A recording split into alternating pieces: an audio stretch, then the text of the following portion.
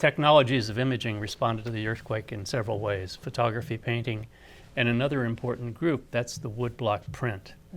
And we have, for our viewers, images from a set done by a printmaker by the name of Hiratsuka Unichi. And what's interesting about his set of prints is that he prefaces the set or album that came out with his comments that right after the earthquake hit, he girded himself, prepared himself to go out and walk in the disaster and sketch.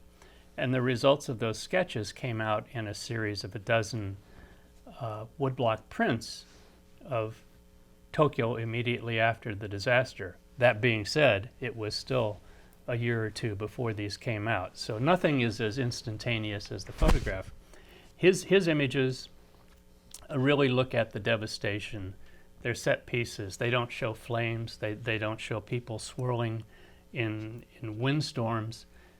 They're very sad, very melancholy, and they are interestingly done by him completely and solely.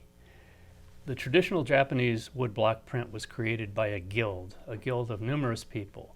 The artist who sketched the scene, the woodblock carver who took that scene and placed it on a block or many blocks, depending on how many colors were used, carved those out, printers, there was a publisher, it was an industry. What this gentleman, Hiratsuka Unichi, represents is a new breed of printmaker who will lead us into our featured artist, Koizumi Kishio, a new breed of printmaker who emerges, who does the whole Monty, the whole thing. And the quality of these images is rough, raw, to the Japanese eye, unattuned to these rather almost primitive-looking images. It was startling, different from the smooth image. And his images of the disaster, I think, are really quite touching to me, more touching than any photograph I've ever seen.